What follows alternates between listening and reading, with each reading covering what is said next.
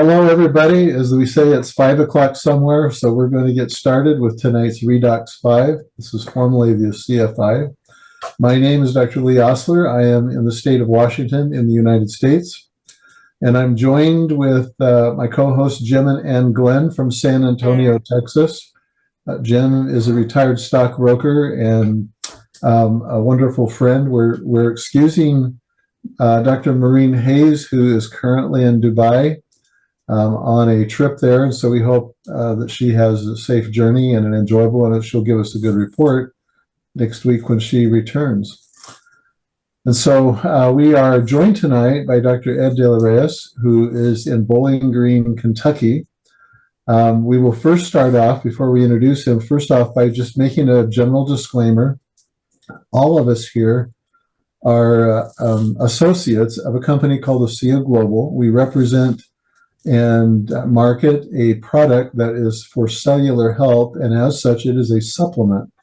And as per FDA rules, we do not make any claims to diagnose, treat, or cure any medical disease, and so we won't be speaking their names or terms or making those claims in tonight's broadcast. Again, we welcome you, and we welcome Dr. Ed with us tonight.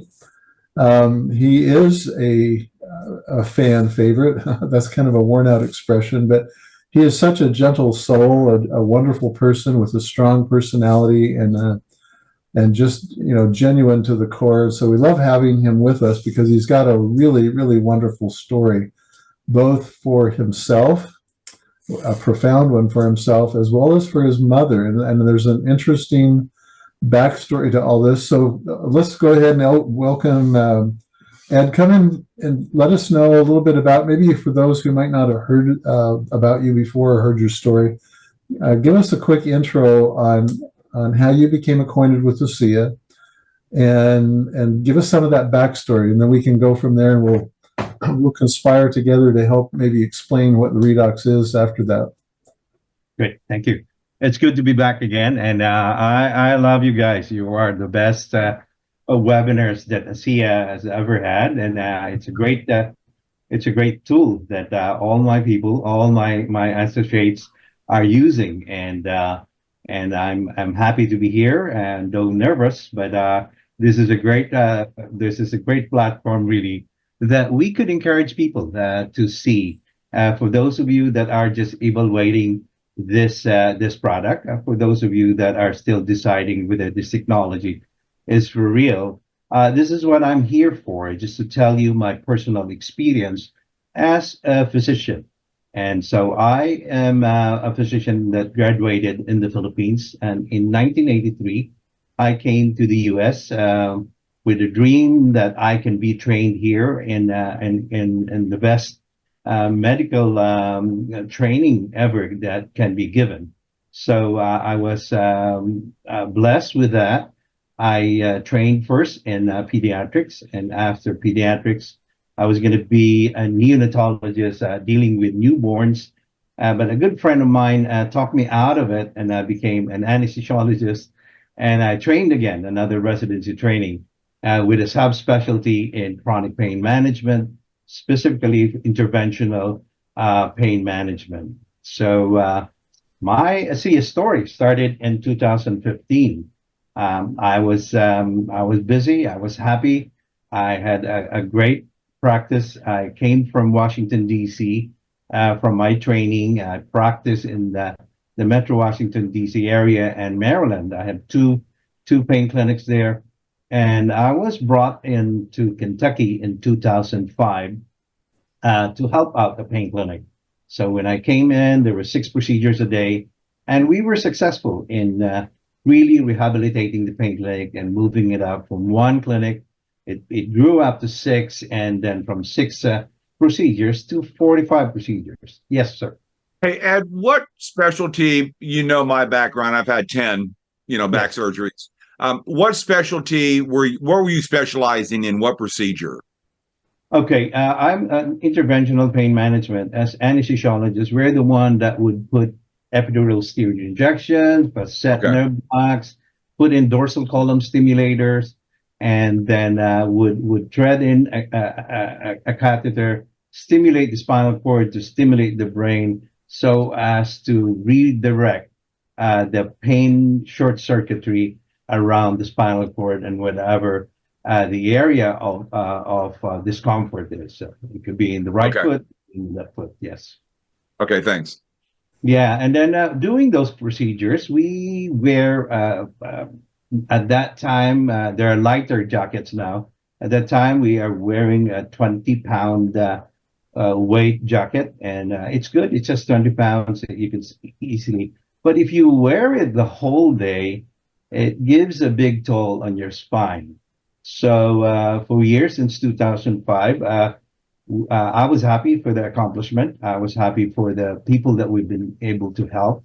But we wear this, and I wear this about before 7 o'clock because first procedure starts at 7 a.m. And by the time I take it off, it's almost about 5 to 6. And so those are the kinds of things. So it was successful. I was happy. Family was happy. I came home from my eldest son's wedding. And then when I came back, I just experienced this discomfort that runs down from my back down to my right foot. I kind of know what it is because this is the type of symptomatology that we deal with. So I went and had my back image. And right after that imaging, the radiologist called me. Radiologist called me and said, "You know what, Ed, you need to see a neurosurgeon right away." I thought it was kind of an abnormal mass in there, but he said, "No, it is just severe." So I called a neurosurgeon friend of mine, sent him my scan, and he told me, "Yes, you need to have it taken care of." I didn't like that decision. But why is that? Go ahead, Jim. And what if again, being I've had so many of these, was it a bulging disc or did you have collapsed discs? What can you say what it was? I mean, it wasn't a disease, so we're not. Lee, is that It is a within? combination. It is a combination of No. everything. So that this it went into the central part, and that collapse kind of aggravated the space and the central aspect as very narrow. In fact, compressing the tips of the spinal cord that there's no blood supply to the peripheral things. We call it the cauda equina, and it kind of impeded the circulation in there. So Okay. that's the thing. So, and I still didn't want to do it because why? 90% of my patients have this kind of conditions. They have that one, they had a procedure done, and they have it once, twice, 3 times, and they're back to my clinic and all failed. And so, but I know there's a lot of successful ones, but the ones that I have in my practice, they're all failed. So that's my kind of things that I don't want to be like them. So I said no, but it the symptomatology are there. It's that discomfort of the back, and then going down to the right foot is always there. And so it resulted to consulting a total of 5 spine surgeons and neurosurgeons. And all of them said, no, you have to have it done. My mistake, I think they're all surgeons. So the only recommendations that they could do is that, hey, open it up. But it is, and I could understand where they're coming from. And I could understand that there's no supply in there. There's no blood supply. So it needs to be relieved and it needs to be taken care of. So I did my research and I choose one of the best group in the nation. And this was in Philly. And they're a group of 65 neurosurgeons. And their specialties, even putting football players back who has spinal injuries, and they send it back to play. So that was pretty impressive. My kind of work is not that. I could protect my back. I could sit down. I don't go around hitting anybody. That's And crazy. so I said, this will be easy. And then, so again, being an anesthesiologist, I know some anesthesiologists back in their practice. In fact, this was my cousin who was there, and he told me who the surgeon that I need to see. So this was the best, 90% success rate. And so I went and then had myself scheduled, and schedule was done, and I was hopeful, just smiling and everything. And unfortunately, after the procedure was done, I belong to the 10%. Most of the time, when people would say that, oh, that thing is gone right away when I woke up and things, but when I woke up, it was severe. I think something was wrong, and I kind of so they scanned me right away when this things, but everything is aligned. Everything is just. So I said, okay, let's give it time, and I don't want. I really, in the first place, I don't want it and to be open in the first place. And now to reopen it, I said no. So I did. I have this mindset that I'm going to heal, and it's going to be great, and it's going to be okay. So I did, and it did, and then so I was using a walker at that time, pre-op before the procedure. I was just walking by myself, but I was discharged with a walker because I could no longer walk properly. And then I was given, of course, a lot of medications in house, but I still did my PT, I did my walking, I did my things, and hoping that I will heal. And that is kind of my mindset. But they see my agony in all these things. And so I was given the medications that I reserved for chronic patients, for patients really that are in agony, that they could be functional. So 5 modalities of yes, Jim. That had to really be hard for you during that time, being this is what you used to do. And I mean, did it really affect you mentally? I mean, that had to be really depressing. Yes. In fact, that was the end of it. That's why I submitted for because what happens is your mindset is I'm, and then your surgeon's telling you could no longer work. You just I was not ready for that. I was in the height of my practice. I did this kind of build a successful clinic. I was partner in the practice. It is I'm doing good and I'm enjoying my work. And to be told that, so I said no, I could not. And then I have myself released from him because I just said I'm pain management. My colleagues can take care of me. And then so I was released. But still, he said that every 3 months, just come back here. We'll follow you up. So I did that one. So yes, it was hard. It was hard that I have to drop the specialty that I love. I could no longer wear that 20-pound jacket. It was hard that I could not even actively do what anesthesiologists would do, that I just have to do the schedule because that's what I could do. And I also just have to supervise nurse anesthetists in the practice. So I continued. When I go to the hospital, I use a walker, and then I come in very early that nobody else is there. And then and then after that, I would go around the hospital using the side rails. And that way I could just hold onto that one, and that way I could negotiate my way to wherever I go from section to section. So that was my life, and I was still hopeful. Unfortunately, the 5 medications that was given to me really was not helpful. It was controlled substances. It's used to confuse my brain that I don't have any discomfort. And then I was given a sleeping pill so I could be comfortable to sleep and rest. But these things did not work. The discomfort that I have at the back always wakes me up every hour because it will not allow me to stay in one position. If I be leaning on my left, the most that I have is an hour, and it wakes me up. It's becoming severe, so I have to change and relieve that position and go to another position. So, and that was my life. It was going on every day and every day for months. It passed, and months and months until a year, and I had my annual follow-up, and I went up there. At that time, yes, I was frustrated and I was depressed. When your health, your physical health gives way and you can't do a thing.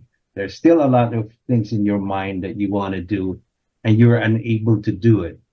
And then when you are not resting, then there's a lot of play in your brain that you cannot think anymore. At that time, it just bothers me a lot with this severe thing that again, if you give me a knife, I will do it. I will open up my back, let this monster come out of it, and I might be relieved. So I submitted myself for what they've been recommending that let's redo this.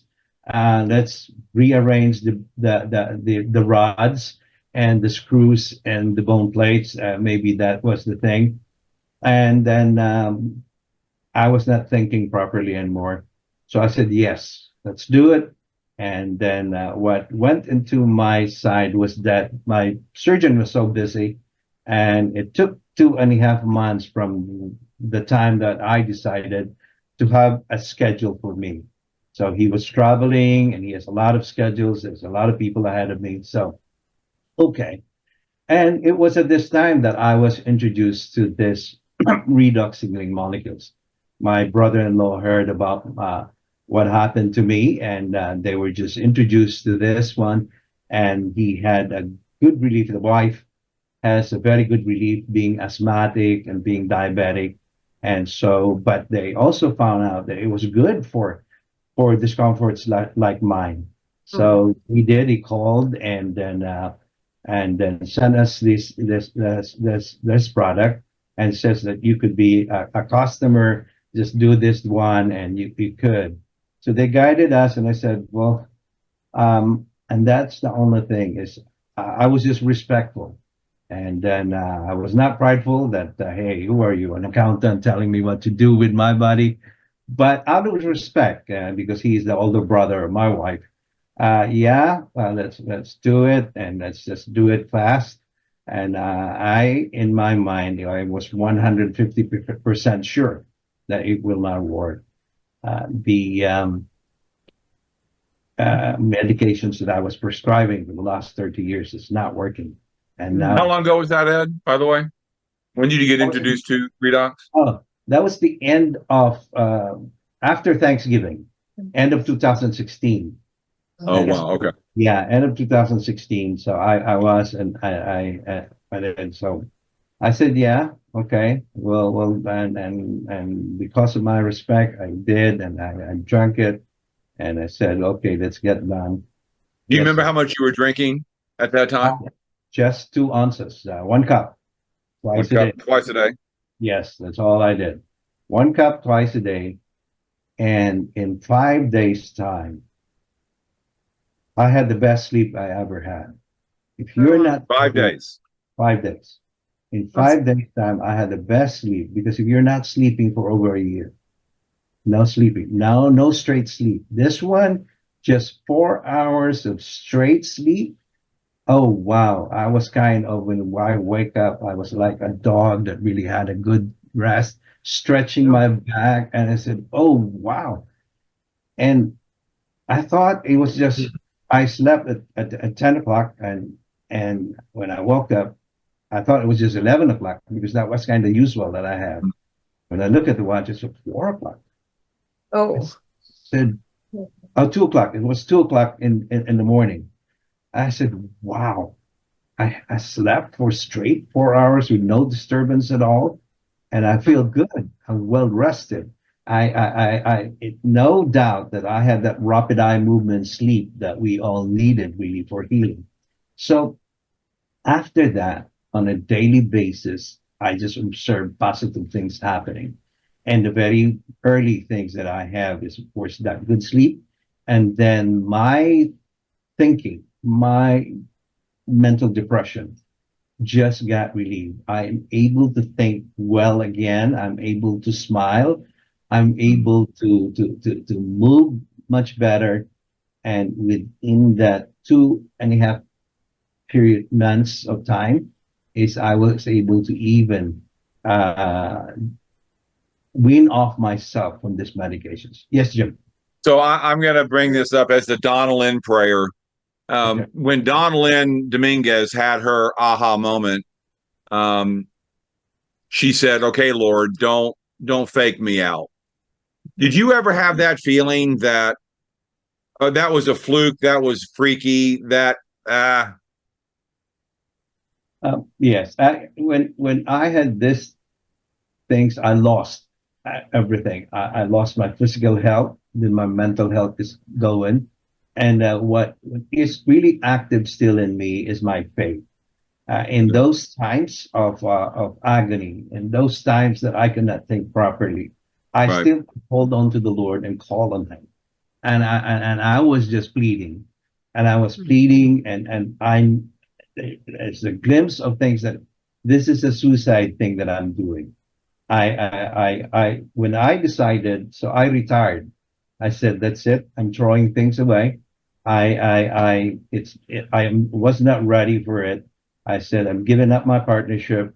I, I'm, I'm just there, and I was ready for a wheelchair.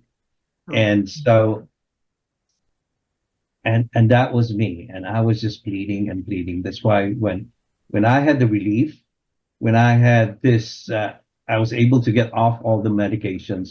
And at the end of it, just waited a few days, I was able to cancel my second back procedure. I was a life that was changed. I was so grateful. I was so thankful. And that the good Lord has helped me. And of course, I have this mindset that it's not going to work 150%. It will not right. work. Now it worked. And I said, oh, maybe it's a placebo then that so I was quiet, but I still was skeptical about these things. And so I was fortunate. Can I ask you a question? Yes, At that point right there, where you were at that kind of crossroads in your mind, you canceled the next procedure. Were you in your head trying to figure out what just happened? I uh, mean, were you diving into anything to say, because I know your background and you're academic, you're thoughtful, you're intelligent. You've got to be thinking that. Am I off base? yes, I was thinking that, and then, but I did not, since I did not know about this thing that I was drinking clinically. I did not know the science about it. I did not know what it is. I just did it with no questions asked. That it's my brother-in-law thing. And it was not time even to investigate it because I still didn't believe in it at this very time. And I've been to medical missions. I've seen a lot of miracles happening in there, especially that you don't have gadgets, you don't have things, and you have just have your hands. And I said, well, a miracle just happened to me, and I was just granted these things, and I would. So I proceeded, and that was just me. And thank you, Lord, for an answered prayer. This is placebo, and I went on, and then I had this good sleep. I had this good energy. My mom, who 4 years before had a brain condition that really took away her speech. So I just want her to have a good energy, just like I had. I just want her to get a good rest at night. So we tried that on her, and she was just drinking 2 ounces in the morning and 2 ounces at nighttime. And then and she was good. She's having good sleep in that first week. And I said, wow, it's also a quick one for her. But in 2 weeks' time of drinking and applying the gel, I applied it on her neck, and I applied it in any discomfort that she had, that her speech came back slowly, phrases, words, phrases, to the point that her conversational speech came back. And I was the one that's really recipient about this blessings, because I'm the only one of the six siblings that live out of California. I live in Kentucky. The only way that I could talk, that I could communicate with her is by phone. And for 4 years, I missed that. I have to fly out there to visit her.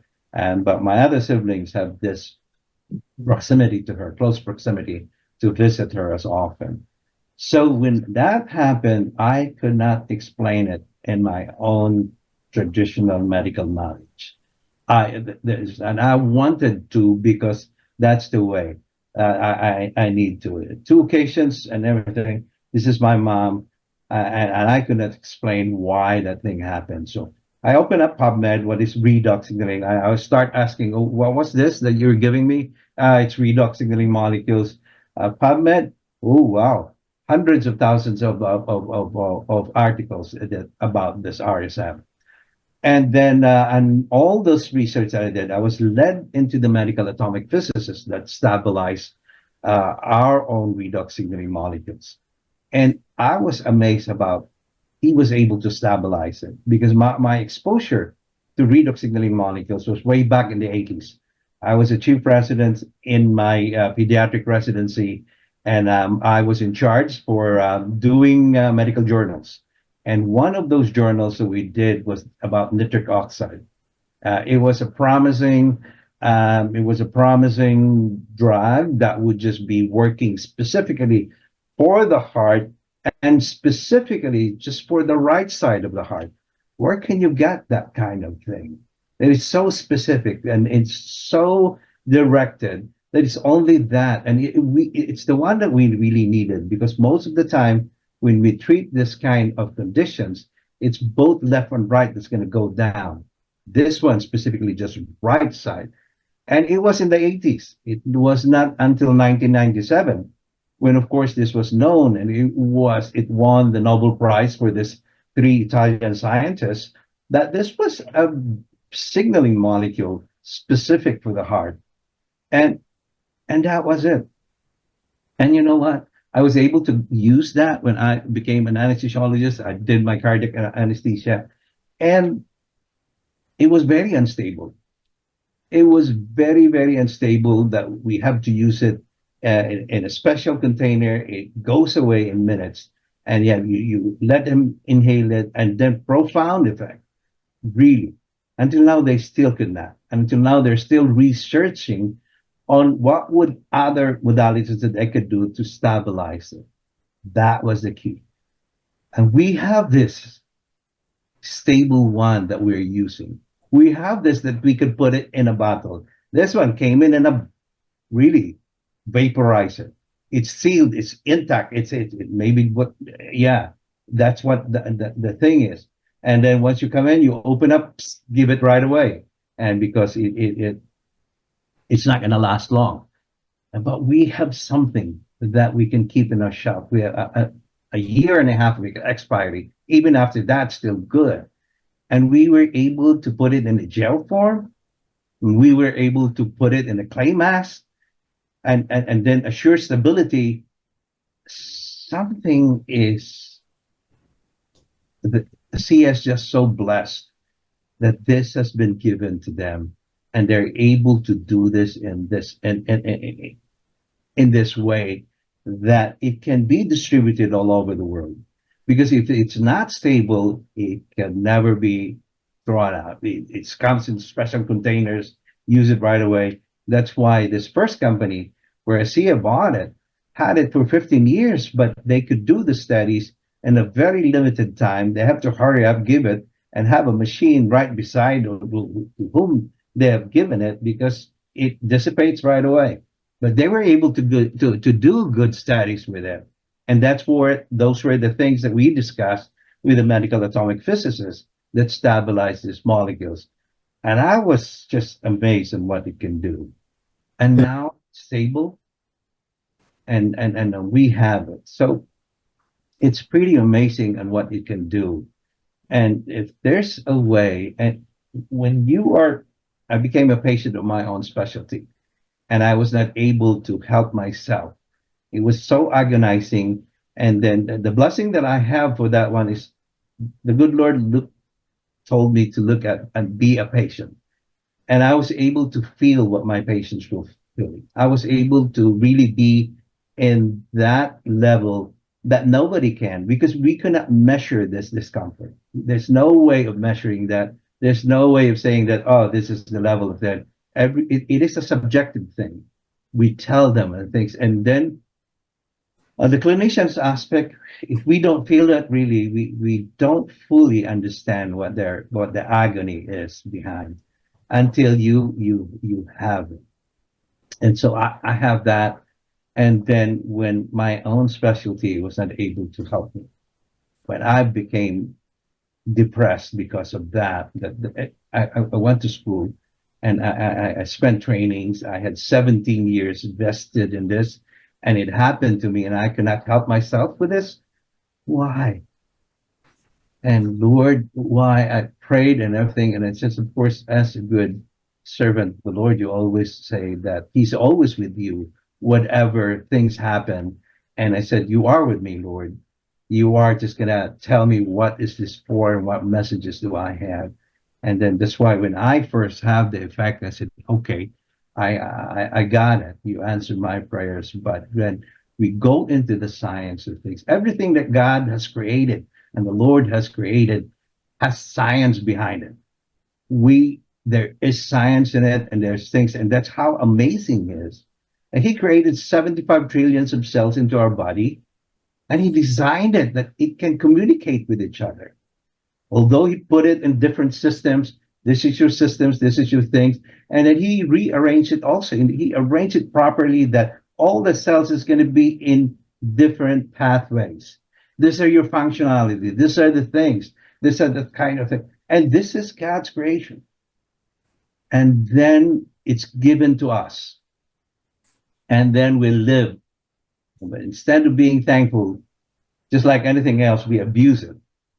We abuse this great creation that we have an inner doctor built in with it, that we have something that can repair us, that the good Lord did not just create the cells and everything, but He created a great system that can repair itself. But we are given freedom.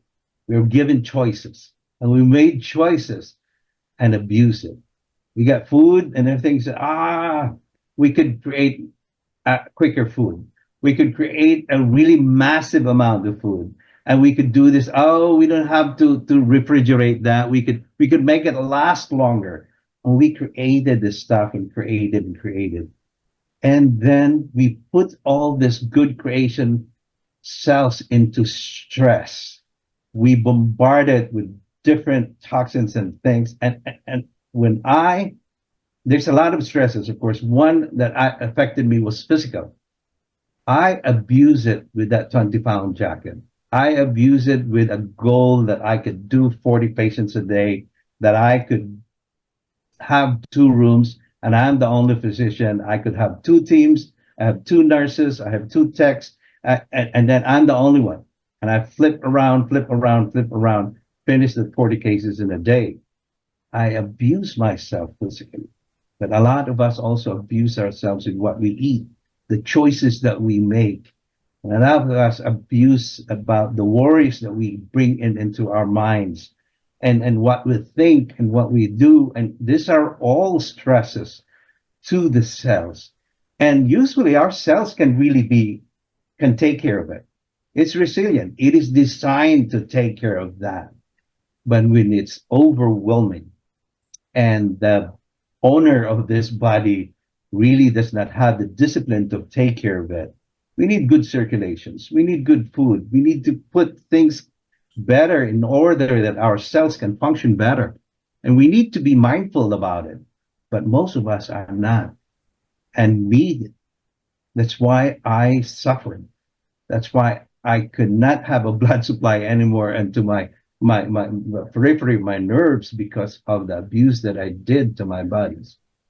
And now we have this one that can rehabilitate us. Now we have this understanding. It's a new category, really. We're on to antioxidants, we're on to vitamins, minerals, enzymes, and all these things. And now we're finding out that there is a foundational thing that needed to be done in order that all this previous knowledge of how our bodies work and what needed to be supplemented now can work much better with this rule of redox. That our environment, the redox environment, should be met first. And it's a rule, it's a law. And if we cannot meet that balance, then we can't function well. We can't be put back into a resilient body, a resilient cells that can absorb and that can initiate healing. And that was the thing that I'm thankful for. And that's why I always talk about this and everything. It's in my system. It's in my second nature now, that when I talk to people and they ask me to do these things, and then this is what I do. So And Ed, could you segue off that when you do talk to people? What, I'm not asking for your elevator speech, like really quick, but when you're interacting with somebody and they go, what is this? I mean, wonderful story here, but tell me what it is you're talking about. What is Redox? How do you explain that to people? yeah, I just explain it that because most of the, especially if I talk to my colleagues who has maladies, who has clinical things, and then so we talk about it, and I said, yeah, have you thought about the concept of a new category, that we have Krebs cycle, and we don't have this redox signaling molecules. And of course, you ask them, have you heard about redox signaling molecules? Most of the guys, they didn't even hear. Most of them don't know about it and everything. I said, okay, remember that Krebs cycle, that we have waste products, that when the mitochondrium produces ATP from utilizing proteins, carbohydrates, and fatty acids, and then produce energy. And then you know what? Those waste products now it's identified as redox signaling molecules. You know what redox signaling molecules does? It is this thing and a thing. And you know why we get into these maladies is because of dysfunctional redox, or even not enough redox, so that the body can work the way it should work. The body can detect, repair, and replenish the abnormal cells that's going on into our bodies. So they said, oh yeah, oh, just look at it at PubMed, redox in RSM and everything. But they said, if you want, there is a company that has produced a supplement, the most stable ones. And when they say stable, they kind of, because they know about nitric oxide, especially my colleagues, they know about it's a signaling, it's a form of a signaling molecule that is highly specific for this part. And then, and that is, let's say, and that notion is specific.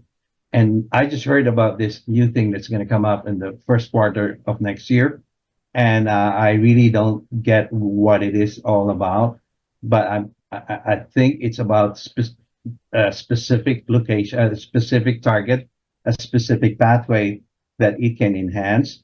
And you know how the problems that we have and how we dose this is that, so that we just load it up. My thought about it, load it up in that way, all the systems can be taken care of, rather than you use these molecules. Some systems that prioritizes, absorbs it right away. The other systems that does not prioritize it might not have it. So I just load it up and things. But if we're able to identify first, like the studies that we have with Torrey Laboratory, we're able to identify these gene pathways and measure it. And I said, oh, okay. And the good thing about that study is they are able to identify this gene pathway for immune system, this gene pathway for the gastrointestinal, hormonal balance. And they measured things on how this redox signaling molecules work, and being able to identify that pathways, and it has a 100% effect on increasing the activity of gene pathways, is a pretty significant thing. They're able to identify that, then they might be able to really direct this where it should function, where it should work. And if they can do that, oh wow. The just on that EGR1 chart that we have, that it affects 15 other pathways. One of those was NRF2. We did studies on that. We've proven that. There's other 14 pathways that needed to be explored. And that studies with that one can open up again. And so, yes, we're just getting started. I think that's what we are here for. And I was just here because of my personal experience. I was just here because my mom, my wife, my granddaughter had a significant, really significant effect on it. And then after that, my friends, now which become my family now, have really been changed, and a lot of changed. And then there's more to come once we have this things. I'm looking forward for that first quarter that this new product is going to come out. And then I don't know what Lee's kind of smiling. He's the one that has an inside. Yeah. He He knows. knows the He scoop. knows. Hey, Ed, can you share about your granddaughter? Because I have heard it before, but for new people, I Oh think it'd be yes. good. How old is she, and when did She she was, yes, she try was it? 18 months at that time, and so we had a family gathering. We were all busy, and we prepared some tea, and then all of a sudden there was my youngest son had story to tell, so we all gathered. We got our teas and the side table, and my 18-month-old granddaughter got a hold of one, Oh no. attempted to drink it, and it was hot. And, Sure. but it was spilled over her lips, over her neck, over her chest, and when Oh, she screamed, I could never forget that. And all of us kind of, whoa. When I saw that, when we got the clothes out, oh, it was all peeled off. Oh It no. peeled off from these things, and we have to rush. I wasn't able to. I was not thinking. And then it was my wife again that got that thought about it. Do you know what that Renew 28 that Dr. Samuels was talking about?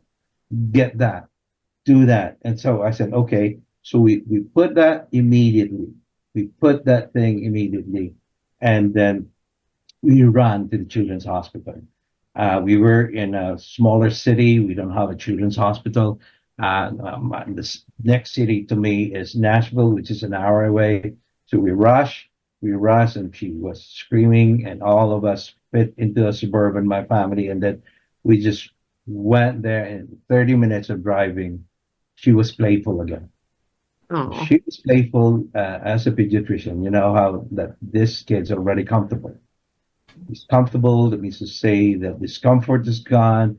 And she was playing again. She was smiling as if nothing happened. And we went to the ER, and the surgeons were there. The wound care was there, and they clean it up. They would debride this. What our terminology is. It's peel off the dead tissues in that way.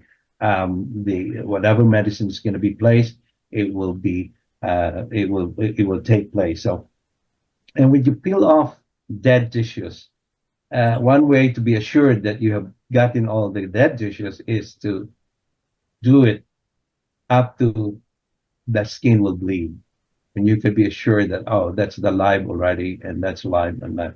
And what is surprising is that she tolerated that procedure. She squirms, she does that one, but she's 18 months old. She would scream. You know how highly innervated this skin is when that's done. So that was one observation that I have.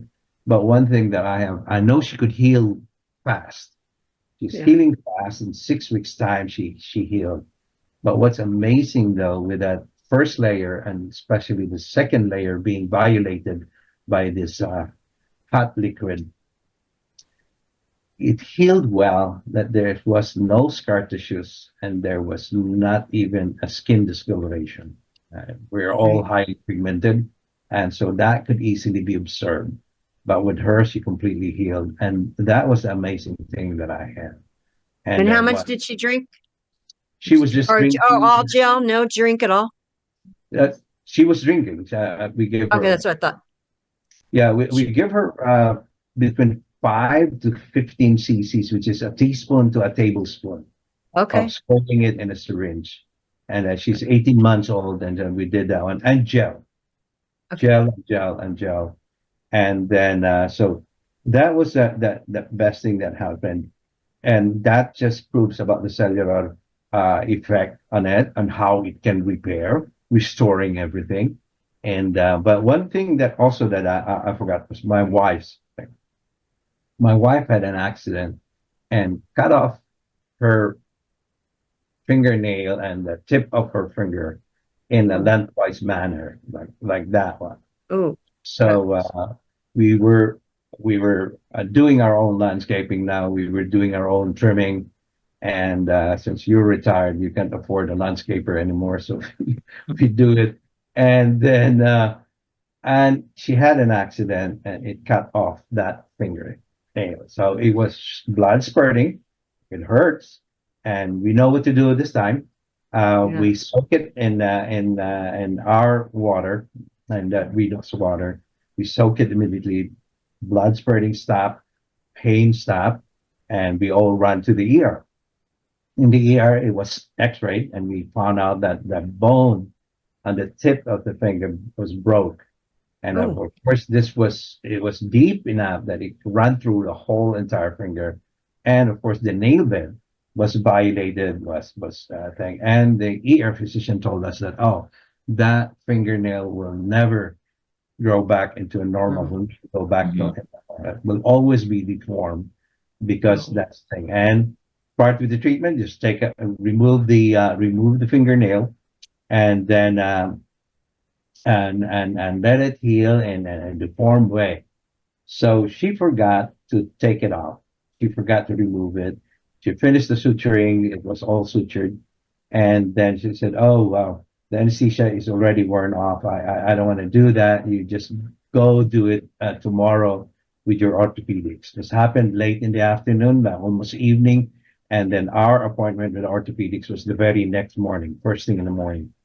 So when we went there, and I took the bandage off, I look at it, and then the fingernail at the tip, which was separated, was already approximated and healing. The baseline of this was like here, where they leave blood, was already approximated. And the orthopedic surgeon looked at it and said, I'm not going to remove this. That is healing in that kind of that area. I said, then I show her the picture. Show him the picture, and he said, oh no. Okay, but what I'm seeing is that it's approximately. I'm not gonna take it out. Of course, after weeks, almost 2 months, she healed, and then the healing was the one that the ER physician promised us.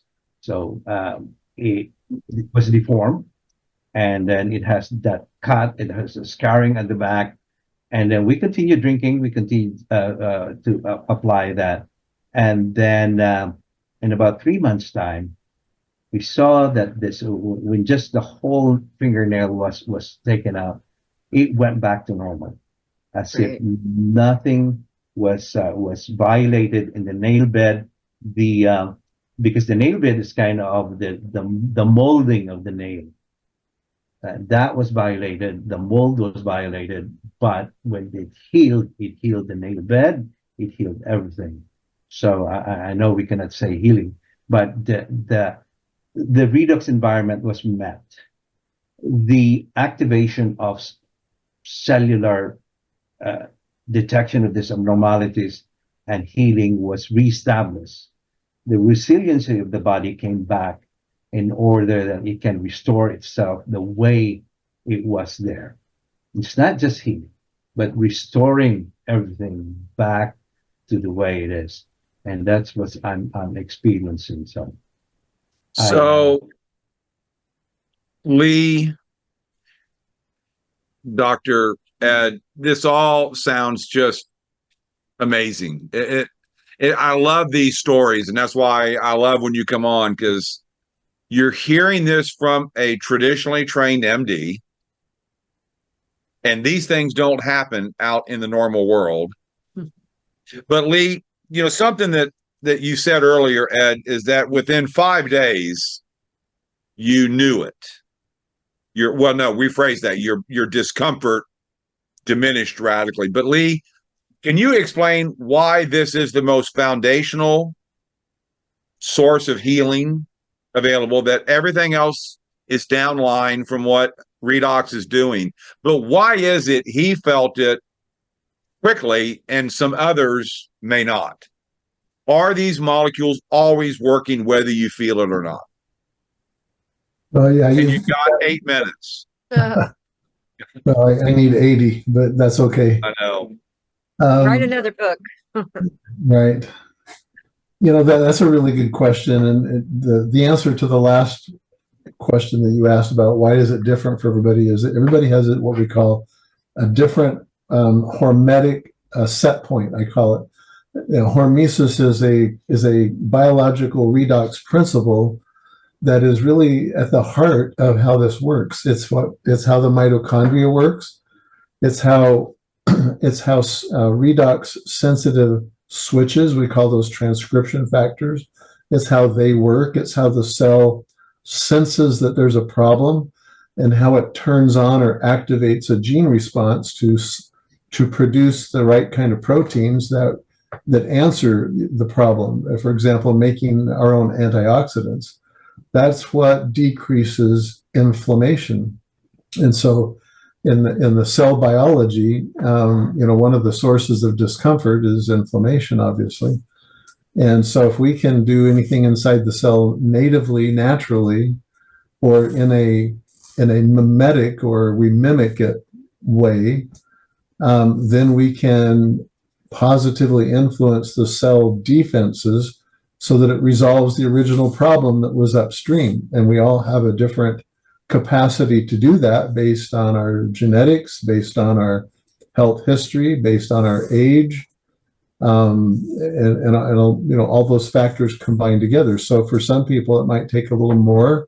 For some people, it might take a little less once we're more stable and we've gone through some detoxification, and that inner doctor, that inner healer, has done its thing. Then we might be able to acclimate or kind of go back to a more normal place. And so that's really kind of the way I explain that approach, and it's why you can't tell people exactly what they need to do in terms of a dose or an amount, of what they're consuming, because we all have different, and we're gonna let our own bodies determine that. What we generally say to people is that if to the point of is it always working, I say yes, it's 100% of the time at the cellular level. Maybe not the felt level, which is kind of a medical thing. When Dr. De Reyes is doing his pain management practice, they're scoring pain thresholds by numbers. I mean, they can tell, and if in 30 to 60 minutes, after taking a certain medication, it's not having an effect, well, they rate the response and say, well, we may need to do something different, or after a week or three, it's not doing what they need it to do or want it to do, then they'll increase the dosage or switch or combine or stack or do whatever their strategy is. But to cellular health mechanics, the biophysics of what's happening inside the cell, when you change the oxidation state, when you do something there, it's like gravity, it's like electrostatic attraction and repulsion. Those are laws that operate in the biophysical world that always work that way, whether or not you can feel, the outcome at the particular moment. So yeah, it's always working. And so then it's like, well, do I need to do this longer? Because it takes a while. It took a while for me to get here. It might take a while for me to get out of here, to turn this big battleship around. Even with a tiny rudder, it takes a long time. So, those are all just kind of metaphors and euphemisms that try to explain the idea that we're dealing with cellular health. These aren't drugs that are looking for receptor sites, that have an effect. These are affecting transcription factors that turn on and turn off the pathway genes that tell our DNA how to respond to the environmental stress inside the cell. And that might take a while. I'll tell you my own experience echoes Dr. De Reyes's. Within about 5 or 6 days, 95%, I'm saying 99% of my discomfort, radiating through different parts of my body, was resolved when I found the right dose. I had to double it. I took your idea, Jim, and I doubled it, and it's like, wow. I just had to get to the right threshold, right, to where this started to suddenly be felt. But it had already been working for 18 months. I already had clear mind. My thinking was sharp. Yes, my poop changed. I mean, everything was working better, right? But for my discomfort, my back discomfort and neck discomfort from probably being a dentist too long, Yeah. I had to find that for myself. And so that was my own experience. So, Yeah. Now, Dr. Ed, you mentioned larger amounts that people take now. You've learned over the years. So how typically do you get, and we've only got a couple of minutes because Dan Doyle, just so you all know, Danny Doyle is on next at the top of the hour. And just real quick, his dial-in number, his Zoom room number is 850-8888. Again, 850-8888. It's the same every week. He's on right after us. And Danny Doyle, I think, just posted that. He did. So there's the link, copy and paste. But Dr. Ed, what amount do you start people on today? You got about a minute. Well, yeah, I would start them with just a 1 cup twice a day, and then I would slowly get it up. When I say slowly, I would increase it every week. But most of the time, if they have a lot of maladies, then I would increase it every 3 days. The reason for that is that I just want them, if they don't have any effect, if they don't have anything that they could identify that the molecules are working, then I would increase it, add another cup after 3 days. Okay. And after 3 days, nothing yet, have another cup. But if they have already a good sleep, if they have a good energy, so the cells are working, and if they have detox things, reactions, then that's that the cells are working. Let's stay on that one for about a week or two. And then if you plateau again, then you increase it again. And then I would, because what happens to me is I had the great effects on just the two. 1 cup in the morning, 1 cup at nighttime, a pain level of a 6 to 8 or 8 to 10, and it coming down to 4 to 6. That was great. That was already tremendous for me, just taking 2 cups. But when I increased my dose, and then I found out that it can even go down to 0, the pain levels, and then it only aggravated when I do a lot of more physical things, because I always think myself that I'm back to where I'm at. And Right. then when I do that, then it aggravates this metal that has no cells. It causes abrasion inside, and it creates a lot of inflammation. And so this is what I do. I just add another dose, and it's like my breakthrough meds before. When it does, when I need a little bit more energy, I just drink this. Yeah. Yeah. Yeah. Real quick, Lee, how long should people plan to stay on this stuff? I lovingly call it this stuff. How long should people plan to stay on it?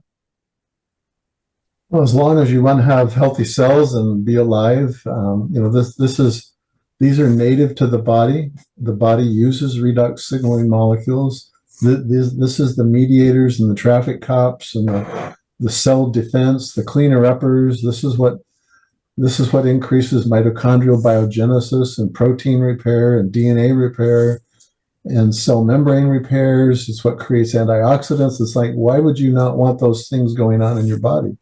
And why would if we back up and look at the entire marketplace, why would, there's many other, high quality products that are out there that each have specific missions.